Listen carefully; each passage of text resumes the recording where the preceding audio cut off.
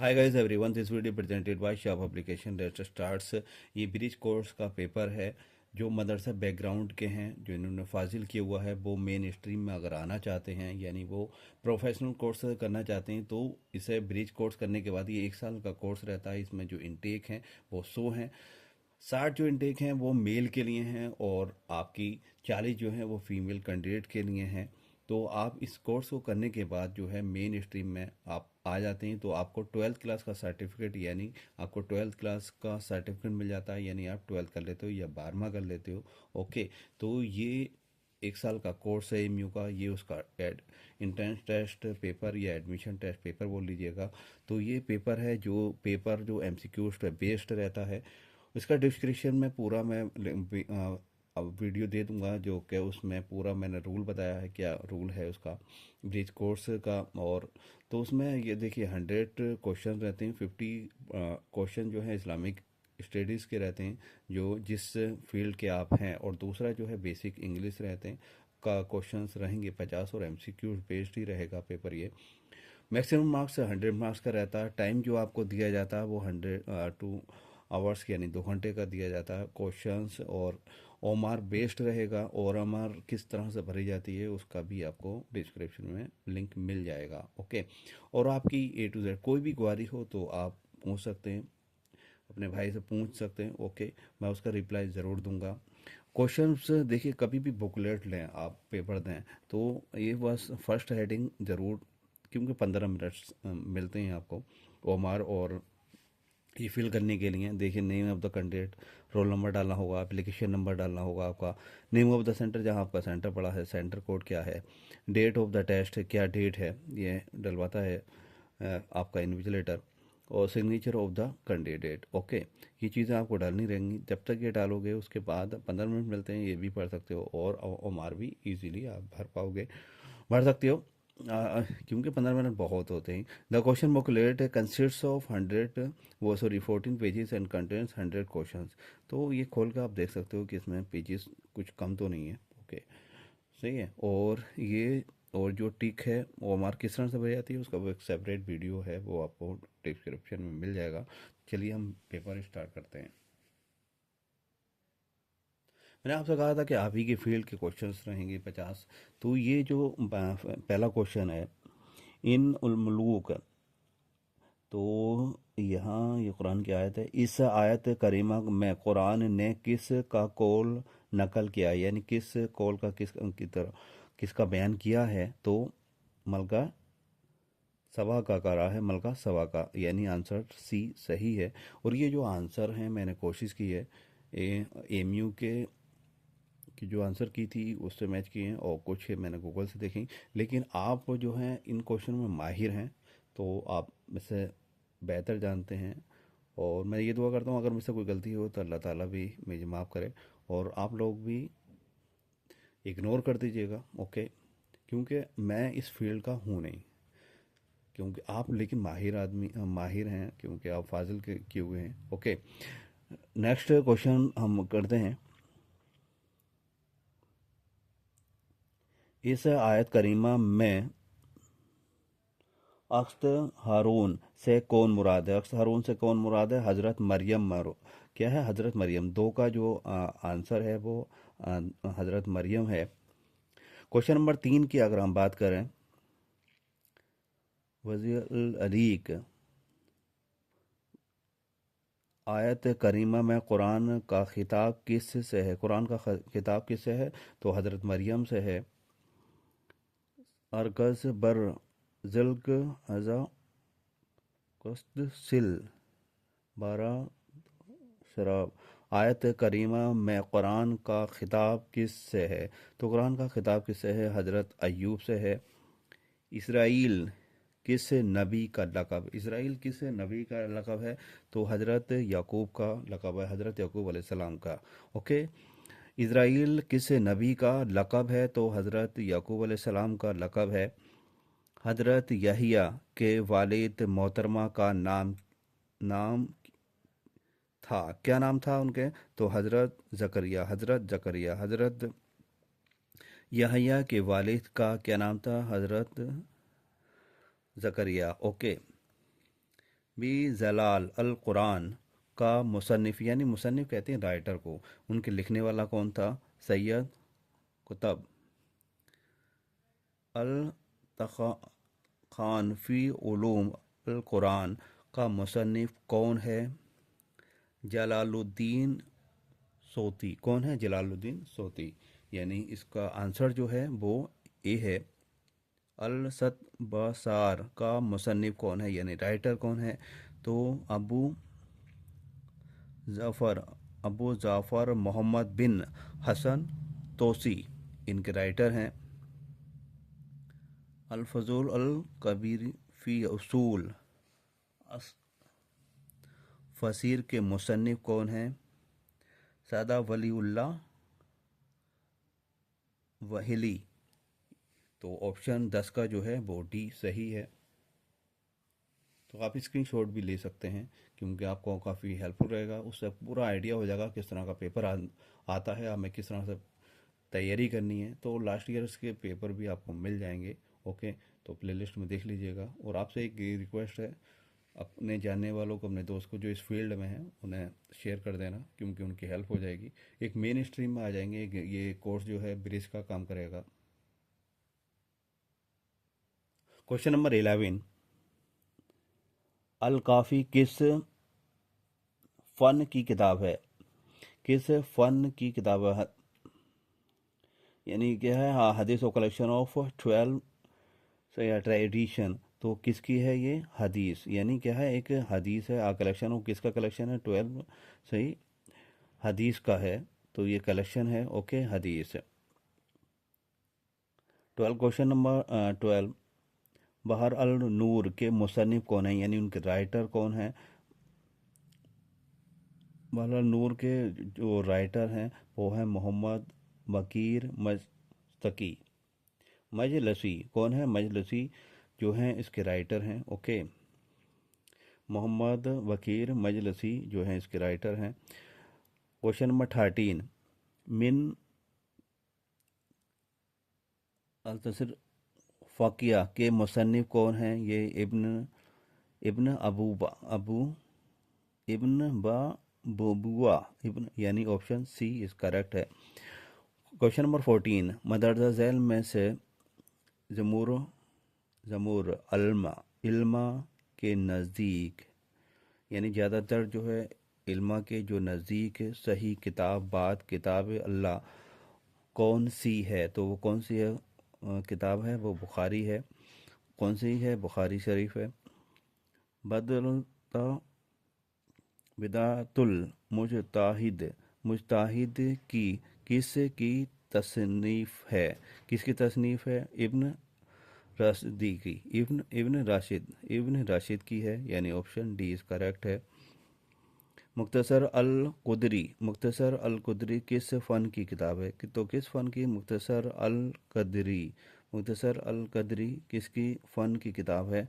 तो किस फ़न की किताब है? यह है फ़िक्र। B option is correct. Mohammad सल्लल्लाहु अलैहि वसल्लम की पैदाइश ज़्यादातर जो अलमा के हिसाब से इल्मा के हिसाब से के नज़दीक किस ईस्वी में हुई? तो कौन सी ईस्वी में हुई? 571 ईस्वी में हुई। कौन से में हुई? 571 हिजवी हिजरी में हुई। ओके, 571 ईस्वी में। ओके, यानी ईस्वी जो स्टार्ट होती है, हज़रत ईसा अलैहिस्सलाम जो पैदा हुए, तो उनका जो जिस दिन से पैदा हुए तब से वो काउंट करना शुरू हो गया। और उनके पैदा होने का जो पीरियड है वो B4 कहलाता है, और उसके बाद AD यानी आफ्टर। ओके, तो ये हज़रत ईसा अलैहिस्सलाम की पैदाइश से स्टार्ट हो जाती है।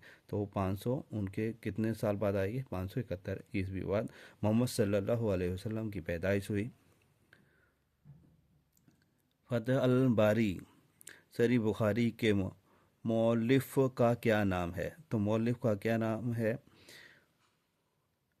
इब्न हिजर अशकालानी इब्न हस्कलानी उनका नाम है। हिफ्द इब्न Asqalani. Okay, option A is correct. ज़ाद मायाद के मुसन्निफ कौन है? ज़ाद अल माद के मुसन्निफ कौन है? तो इब्न कय्यूम जो हैं ज़ाद अल माऊद, ज़ाद अल माऊद के जो मुसन्निफ़ यानी जो राइटर हैं इब्न कयीम हैं। कौन है? इब्न कय्यूम। अल जज़िया, अल जज़िया उनके राइटर हैं। क्वेश्चन नंबर 20, मदर झैल में से अबू अब्दुर्रहमान सुलामी अल सुलामी की कौन सी किताब है? तो कौन सी किताब है? तफ़ाक़द अल सूफिया, तफ़ाक़द अल सूफिया, यानी ऑप्शन डी इनका करेक्ट है। क्वेश्चन नंबर 21, फफाद अल फफद के मुसन्निफ का क्या नाम है? तो उनका उनका नाम क्या है? सूफ़ी ख्वाजा निज़ामुद्दीन औलिया। क्या नाम है? सूफ़ी ख्वाजा निज़ामुद्दीन क्या है? निज़ामुद्दीन औलिया उनका नाम है। तो क्वेश्चन 21 का जो है ऑप्शन जो है वो ए करेक्ट है। आरूफ अल मारूफ के मुसन्निफ का नाम बताएं। तो आरूफ उल मारूफ के जो मुसन्निफ हैं, जो राइटर हैं, वो साहब अल दीन अबू उमर सुहरावर्दी साहब हैं, यानी ऑप्शन डी करेक्ट है।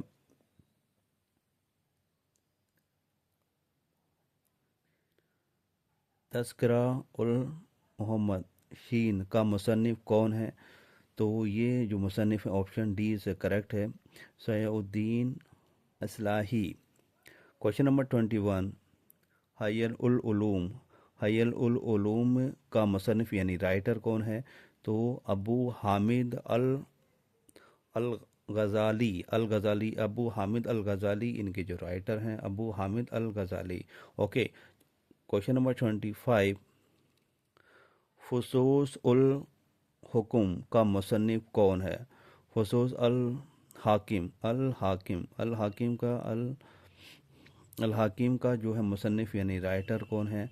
तो वो हैं आपके अबू अरबी, यानी इनके इब्ने अरबी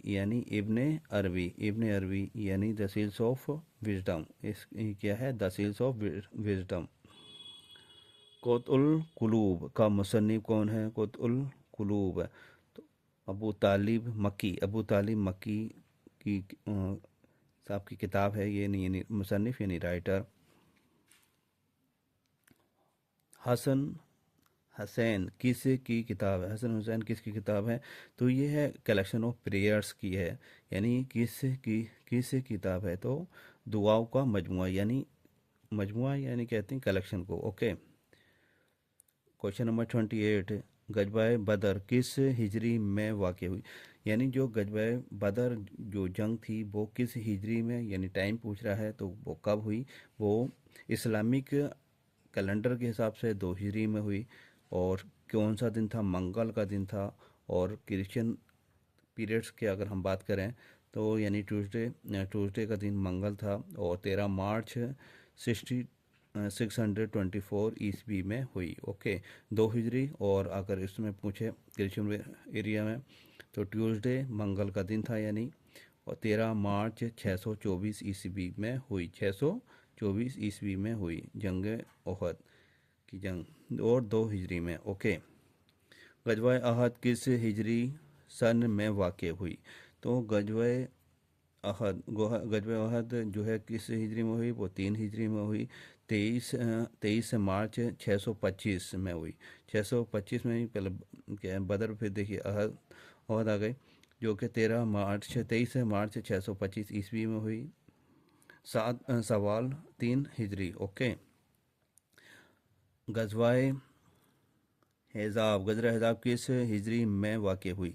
गजवाए एजाब यानी गजवाए एजाब, इसके 3 नाम हैं। ओके। गजवाए एजाब यानी द बैटल ऑफ ट्रेंचेस, या इसे आप एजाब या बैटल ऑफ खंदक भी कहते हैं, क्योंकि 3 नाम से जाना जाता है, बैटल ऑफ खंदक, the battle of trenches and एजाब। ओके। तो जो खंदक की जो लड़ाई हुई थी, गजवाए जो खंदक थी वो कब हुई थी? वो आपका 5वीं हिजरी में हुई थी। कौन सी हिजरी में थी? 5वीं हिजरी में हुई थी, जो कि जिसमें से फरवरी 623 ईस्वी में हुई। तो गजवा खंदक में जो मुसलमानों की जो तादाद थी वो 3,000 की थी, और जो दूसरी तरफ से थे वो 10,000 थे, 10,000 जो कि वेल आर्म्ड फोर्सेस थी। ओके, मुस्लिम जो है अनआर्म्ड थे जो कि 3,000 थे, उनकी 10,000 से मुकाबला हुआ था गजवाए खंदक में। Okay, the battle of tranches या एजाब एजाब। ओके, अब हम लोग आए थे क्वेश्चन नंबर 31 पे। वाकया अफक किस हिजरी सन में वाक़ हुआ, तो किस हिजरी में? 5 हिजरी में हुआ। क्वेश्चन नंबर 32, ईद उल फित्र किस की नमाज सबसे पहले किस हिजरी सन में पढ़ी गई? यानी ईद उल फित्र की नमाज जो है कौन सी हिजरी में पढ़ी गई? वो 2 हिजरी में पढ़ी गई। सुलह हुदैबिया कब वाक़ हुआ? तो सुलह हुदैबिया जो है वाक़ जो हुआ वो आपका 6 हिजरी में हुआ। ऑप्शन सी इज करेक्ट है। कैसर कसीर रोम के पास, कैसर रोम के ऐसा, हाँ, रोम के पास मोहम्मद सल्लल्लाहु अलैहि वसल्लम की तरफ से कौन सहावी सफ़ीर बनकर यानी एम्बेसडर बनकर कौन गए थे? तो सफ़ीर बनकर कौन गए थे? वो हजरत दानिया कालवी, क्या है, दानिया कालवी साहब गए थे। हजरत दानिया कलवी कलवी यानी ऑप्शन सी इज करेक्ट है। खुसरो परवाज किला ईरान के पास जगह का नाम है। हज़रत मोहम्मद सल्लल्लाहु अलैहि वसल्लम की तरफ से कौन सहावी सफ़ीर बन कर गए थे? तो यहाँ इनकी तरफ से कौन गए थे सफ़ीर बन के यानी एम्बेसडर बन के? वो अब्दुल्ला बिन मुदफ़ाअस शहमी गए थे यानी ऑप्शन ए सही है। अब्दुल्ला बिन हज़ाफ़ा सहमी गए थे। क्वेश्चन नंबर 36, अजीज़ मिस्र यानी इसर इजिप्ट की बात कर रहे हैं। मिस्र यानी इजिप्ट के पास मोहम्मद सल्लल्लाहु अलैहि वसल्लम की तरफ से कौन सहाबी सफ़ी बनकर गए थे? सफ़ीर बनकर यानी एम्बेसडर बनकर यहाँ कौन गए थे? मिस्र किसे भेजा था? हज़रत मोहम्मद सल्लल्लाहु अलैहि वसल्लम ने। तो वो भेजा था हज़रत हबीब बिन अबी बाल्ता को यानी ऑप्शन डी इज करेक्ट। कश्फ अल बारी किस किताब की सरी है? तो वो है मुस्लिम। अब ये क्वेश्चन असल में चैलेंज्ड भी हुआ है। ओके, तो ये आप देख लीजिए क्योंकि आपको ज़्यादा आप माहिर हैं। ओके, आसान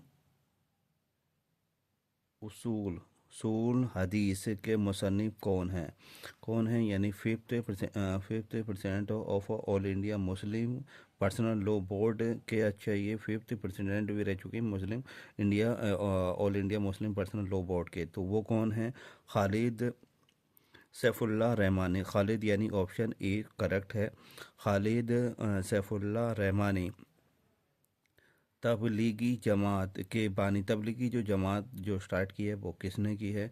वो आपका who is the founder of Tablighi Jamaat? तबलीग तो मौलाना इलियास कांदलवी ने स्टार्ट की है यानी मौलाना इलियास साहब ने स्टार्ट की है। आसान उसूल तफसीर के मुसन्निफ कौन है? मुफ्ती समीउर रहमान इसके मुसन्निफ हैं यानी राइटर हैं। क्वेश्चन नंबर 41, अल्फाकिया अल इस्लामी वदलता का मुसन्निफ कौन है? Who is the author of अल फ़का अल इस्लामी वदलता का मुसन्निफ कौन है? तो ये हैं आपके शेख वाया अल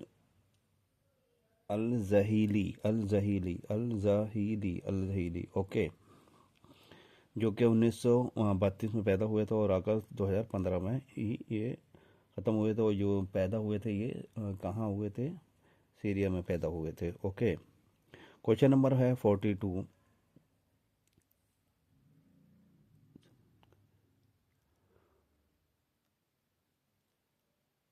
मदनता अल कबरी किस फन की किताब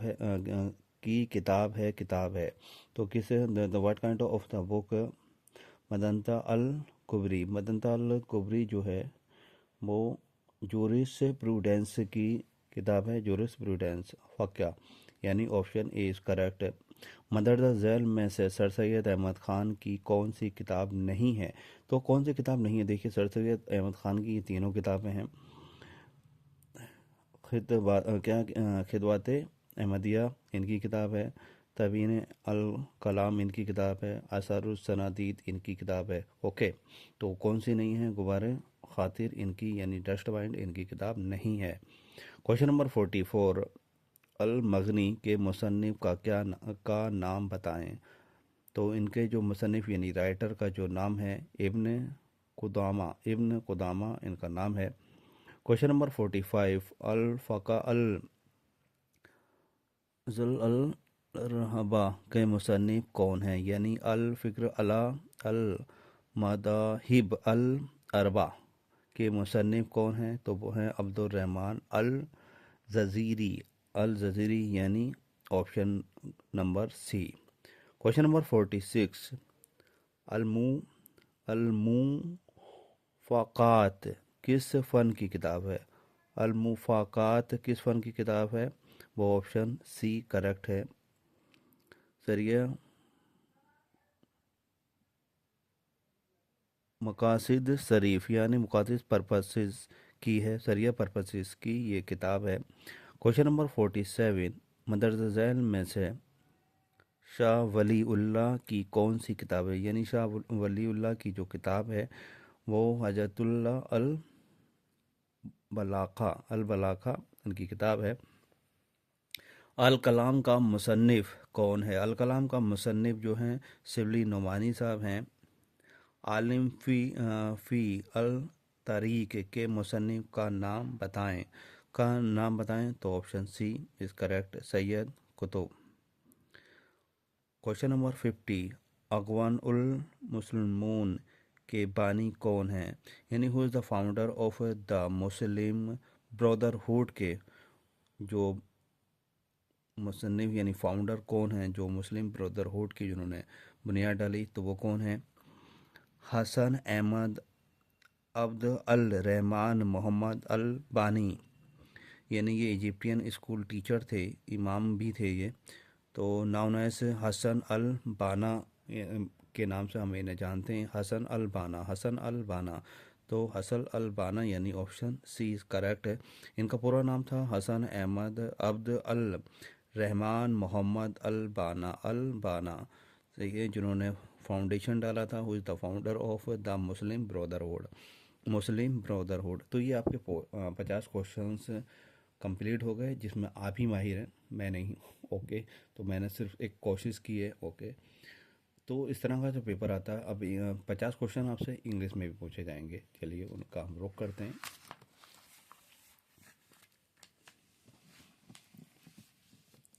question number 51, fill in the blank with correct preposition in the following sentences, यानी प्रीपोजिशन पूछ रहा। ओके, यानी जो सपोर्ट क्रिया जो रहती है वो पूछ रहा वर्ब। तो ही is a good dash mathematics, तो क्या का इन यानी अंदर, तो मैथमेटिक्स के अंदर तो वो अच्छे नहीं होंगे। ऑफ, तो ये क्या का एट, यानी he is a good at mathematics. तो option A is correct, he is a good at mathematics. Identify the articles, इसमें आर्टिकल ए एन और ता जो आर्टिकल होते हैं आप जानते ही हो। Identify the article in the following sentences, an apple a day keeps the doctor away, यानी एप्पल खाओ और वो जो है वो डॉक्टर से दूर रखता है, यही कहना चाह रहा। तो इसमें आइडेंटिफाई करो, इसमें आर्टिकल क्या कौन सा है। ओके, तो an apple a day keeps the doctor away. तो यहाँ देखिए, ये भी एन भी आर्टिकल है, आ भी आर्टिकल है, द भी है। ओके, तीन है, लेकिन इन्होंने क्या है, ये नाउन दे दिया, यानी नाम इसका एप्पल। कीप्स अवे, तो ये आपका कीप्स अवे, यानी ये आपका वर्ब दे दिया, वर्ब अवे। तो सिर्फ नाउन तो एक ही, वो सॉरी आर्टिकल तो एक ही दिया ना, था।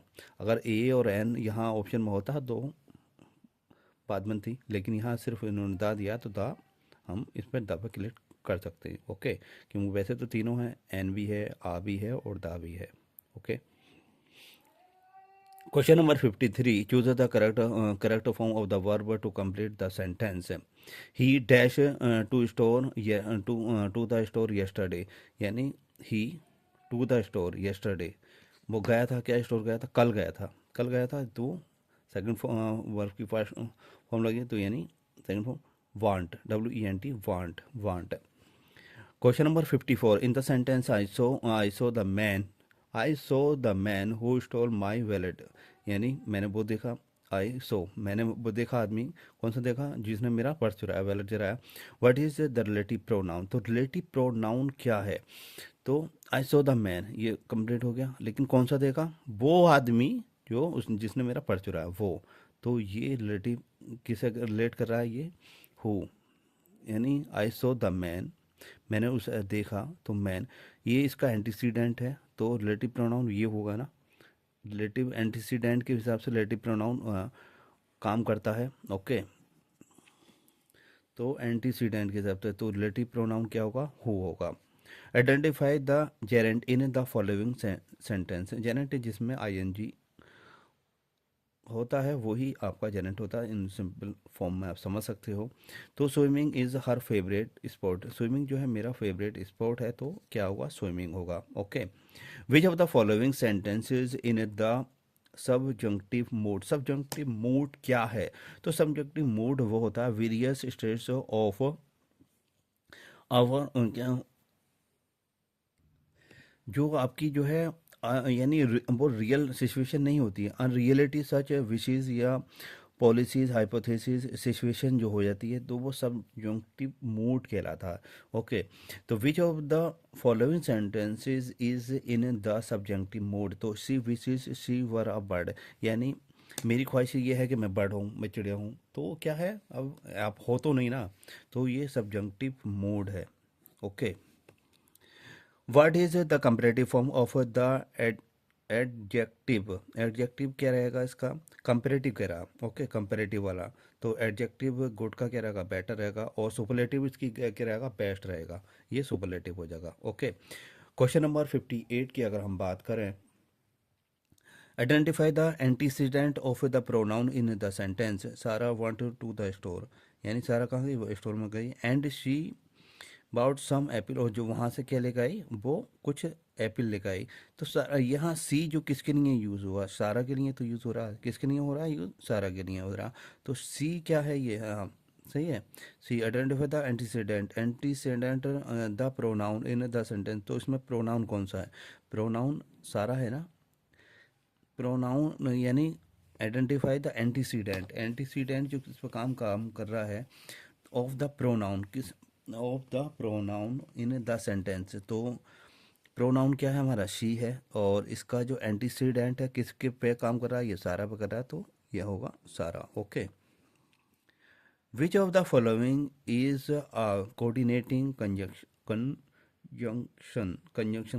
कोऑर्डिनेटिंग कंजक्शन, तो कोऑर्डिनेटिंग कंजक्शन के लिए सिंपल समझ लीजिए, फैन बॉयज लिख लीजिए बस, FN fan, BOYS fan boys, fan यानी F, यानी इसमें क्या कौन कौन से वर्ड आएंगे, फॉर जो कि कोज,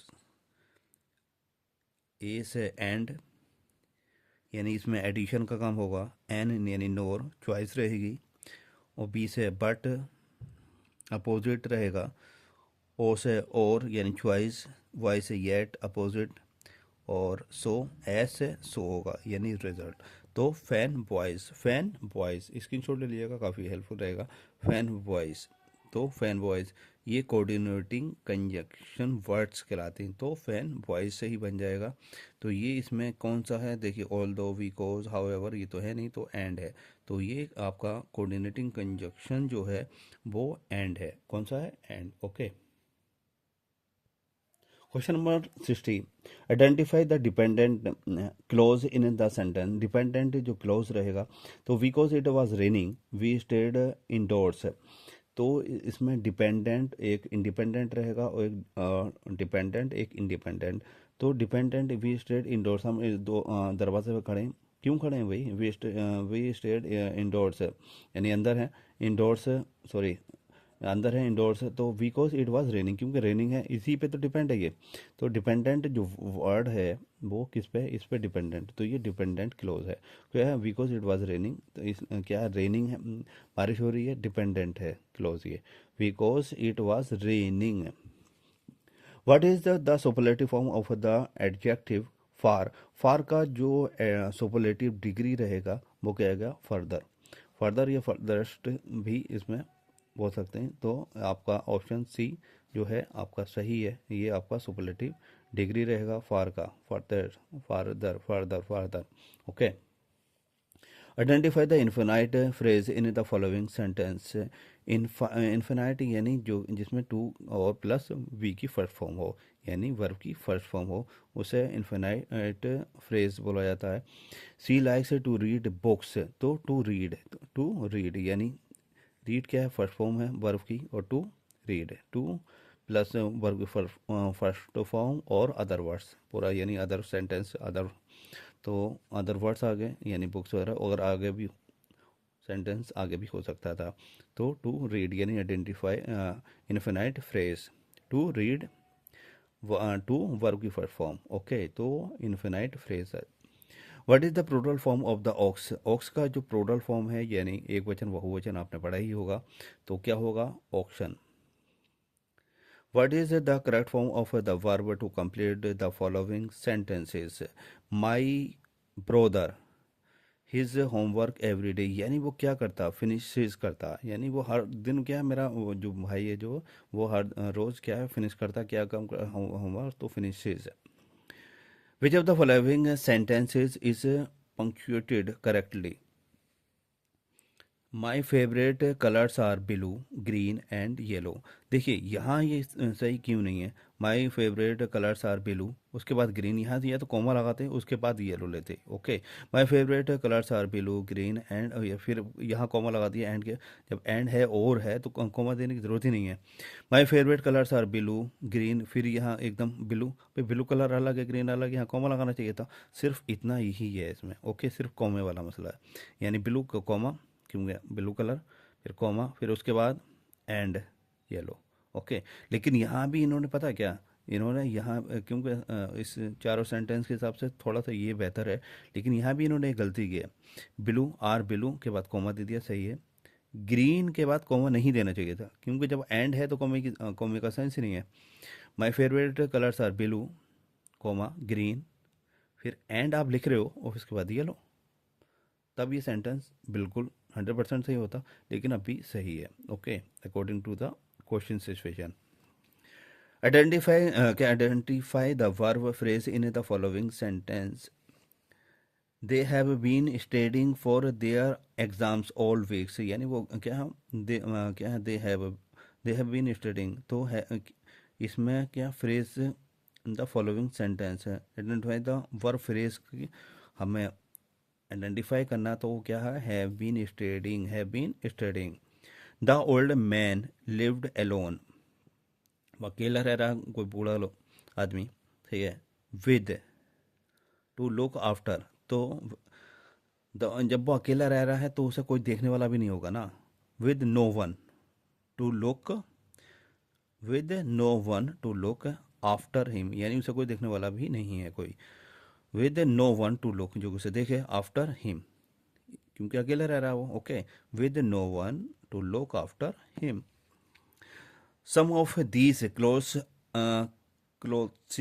आर, यानी जो ये क्लोथ्स हैं, सम ऑफ दीज क्लोथ्स, ये इसकी बात कर रहा, this pen is mine. Okay, तो ये जो पेन है ये मेरा ही है, तो दिस पेन इज माइन आगा ना यहाँ, दिस पेन इज माइन। तो some of these clothes are mine and rest of them belong to Sara, जो बाकी हैं वो सारा के हैं, या किसी का भी नाम ले सकते हो, या अदर्स के हैं। Okay, rest of them. Question number 69। While starting your own business, the first principle is to select people dash you have trust and confidence, तो in whom, यानी while starting your own business, अगर आपने business, तो first principle क्या होगा, is to select people in whom you have trust and confidence, यानी कौन लोग आप पे ट्रस्ट करेंगे और कॉन्फिडेंस होंगे तो सबसे पहला मोटिव ये बनाओगे। Question number 70, she dash her first collection of poems in the early 80s and since that time she dash why critics and public। तो publish she published her first collection of poems, यानी publish ही करा होगा, published collection in the early 80s में publish हुआ। Since that time she has been praised by critics, यानी जो critics and public. Question number 71, Anne Frank the Diary of a Young Girl, the Diary of a Young Girl dash an international bestseller that dash into more than 50 languages, यानी 50 लैंग्वेजें। ये इनकी जो book जो publish हुई थी best seller बनी, यानी सबसे ज़्यादा सेल हुई इस किताब की। जो ये किताब थी the dairy of a young girl, तो इज़ यानी the dairy of a young girl is an international best seller, यानी वर्ल्ड लेवल पर जो बेस्ट सेलर का किताब लिया इसने। देन हैज़ बीन ट्रांसलेटेड, और फिर वो ट्रांसलेट करी गई काई में मोर देन, यानी 50 लैंग्वेजेस में, अलग अलग भाषाओं में। Question number 72, everyone is waiting for Ahmed, यानी हर कोई किसका वेट कर रहा था, अहमद का वेट कर रहा था। ही हैज़ेंट कम होम, लेकिन वो तो अभी तक तो नहीं आया, तो यानी ऑलरेडी टिल या स्टिल, तो अभी तक नहीं आया, तो अभी तक के लिए हम येट का यूज़ करते हैं। काय का यूज़ करते हैं, यानी हर कोई अहमद का इंतज़ार कर रहा था, लेकिन he has not come home, लेकिन वो अभी तक नहीं आया, तो अभी तक नहीं आया तो इसका मतलब येट का हम इस्तेमाल करते हैं, येट हमें यूज़ करना होगा। Question number 73, we decided to buy this house because dash location would allow dash to get work very easily। तो we decided, हमने डिसाइड करा to buy this house, हम इस घर को खरीदेंगे, क्यों क्या, बिकॉज इसकी जो लोकेशन थी, इसकी जो जगह की जो जहाँ है ये, बिकॉज इट्स लोकेशंस, यानी ऑप्शन सी आगा, लोकेशन वुड अलाउ, जो कि अलाउ करती है काय के लिए, अस हमें, to get to work very easily, और हम वहाँ से वहाँ यानी अपना काम आसानी से हम कर सकते हैं, इसलिए बहुत अच्छी लोकेशन पे है। Okay, question number 74, I watched a Pakistani serial यस्टर, यानी मैंने देख चुका, कल देखा है ना, यस्टरडे की बात हो रही है, तो वास्ट सही है, वास्ट स्टार्ट फॉर्म आ गई, तो वास्ट आई क्या आई वास्ट आ पाकिस्तानी, क्योंकि शो नहीं आगा, लोक्ड नहीं आगा और व्यू नहीं आगा। ओके, तो आई वास्ट क्योंकि देखा है आपने, I watched a Pakistani serial yesterday evening. Question number 75, can you dash me all right over there because you are rather a long way away. तो कैन यू यानी me, can you hear me, all right over there because we are rather a long way away, यानी आप बहुत दूर के मुझे सुन रहे हो, can you hear me, can you hear me, तो can you hear me. Okay,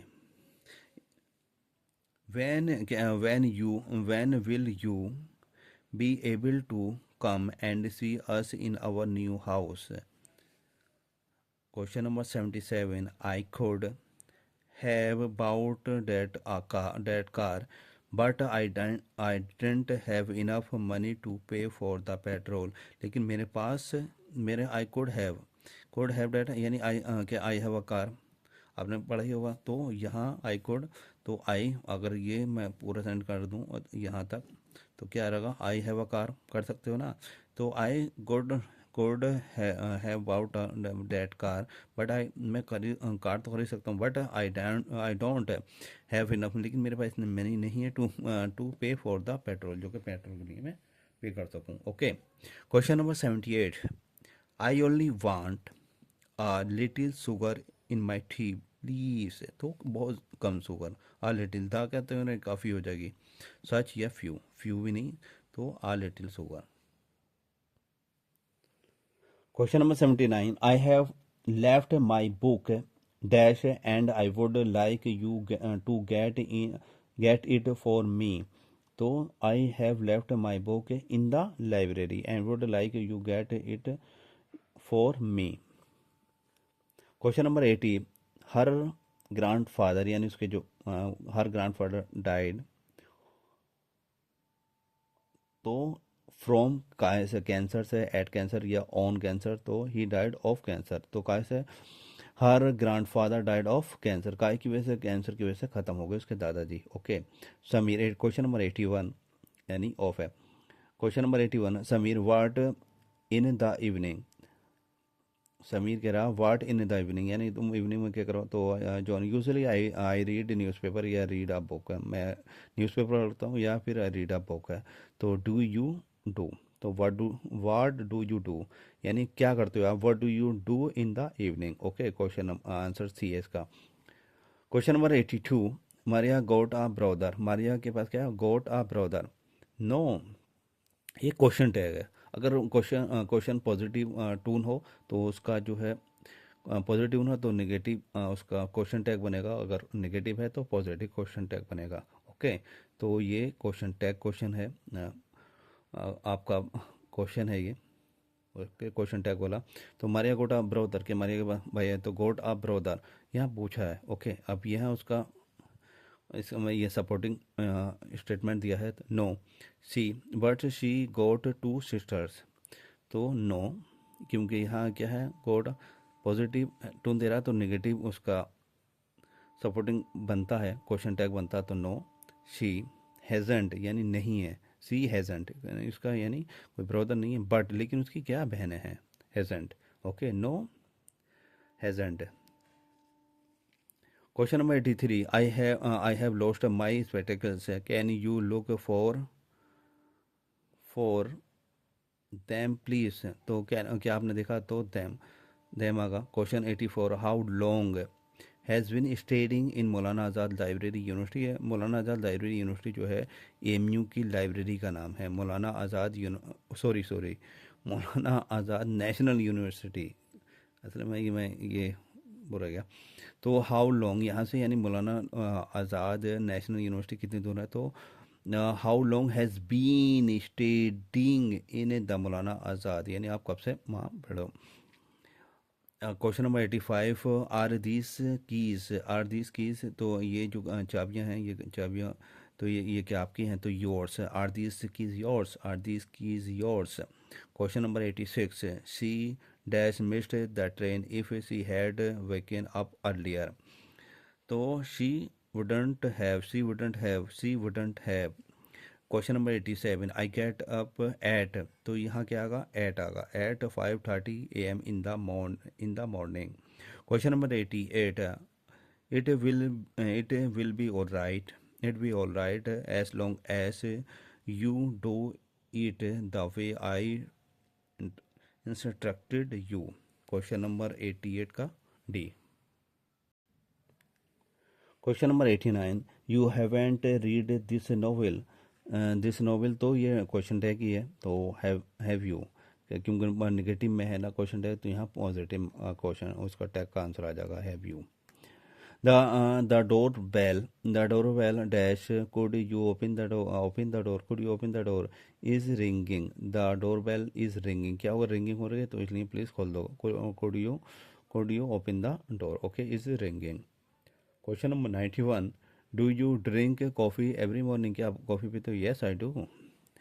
92, I have been working in this institution, since, कब से आप काम कर रहे हो, तो आई हैव बीन, मैं काम कर रहा हूँ, सिंस कब से, 2018 से, तो सिंस आगा, कब से यानी के लिए सिंस आता है। Dash is principles, he has to be a very careful, तो with regard to his principle, with regard to. Question number 94, company has been installed in accordance with the new plan. Question number 95, he crossed the broken bridge in spite of warning.